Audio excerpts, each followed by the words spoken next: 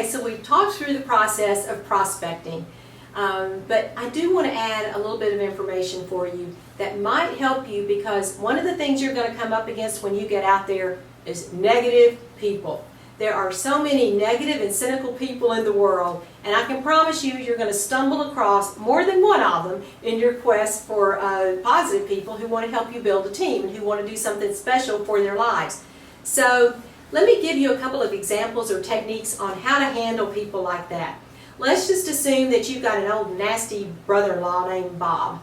And let's say that Bob's been sitting around grumbling for months because he needs extra money, he can't pay his bills, and he can't go on vacation, he can't do whatever he wants to do.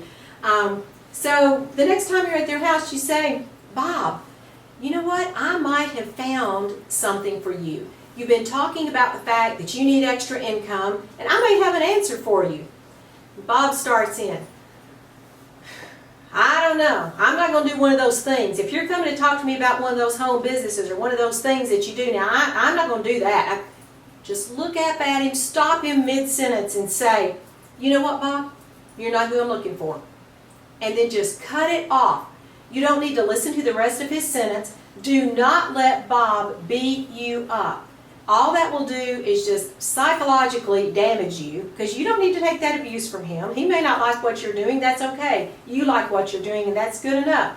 Bob doesn't pay your bills. Bob doesn't pay for your trips. Bob does not keep you home from work with your children. Bob doesn't probably do anything for you. So if that's Bob's attitude about it, let Bob sit there, dead broke, with his opinions on something that he knows nothing about. But do not let Bob harm you with his comments. So what that's called is saying no first. And guys, there is something about being rejected that does not feel good. One time my husband and I actually role played in a meeting, and so I was the person who was getting rejected, and I almost kind of looked at him when he said, oh no, you're not who I'm looking for. I thought, wait a minute, what do you mean? Of course I am. You know, we were role playing, but it doesn't feel good to be the person who gets rejected.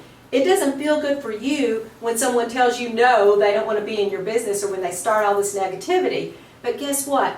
It feels equally bad to the person you're approaching when you flat out tell them, no, you're not who I'm looking for. That's really your way of saying, I don't need you in my business. I don't need someone like you in the business who's going to be negative. So cut them off. Just cut them off at the pass and turn around and walk away. There's no need to say anything else to the people who respond to you in that way.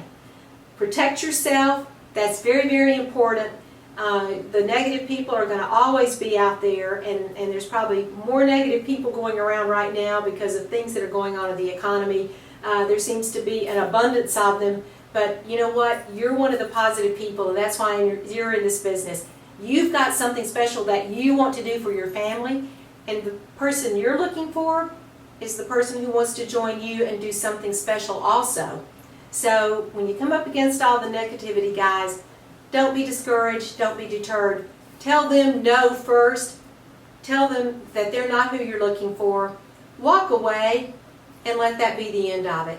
If they want to approach you later, great. Then you can tell them about it on their terms and in their time. But there's no need in you trying to discuss anything with a person who's got a closed mind, because it truly will not get you anywhere. So I hope that helps, gives you just a little bit of ammunition when you go out there. I don't want any of you guys beaten up so much that you get discouraged. So it helps to arm yourself before you go out and have plenty of tools in your little toolbox available so that you can make the most out of your prospecting experience. Again, you're just looking for people who are looking for you, and there are plenty of them out there.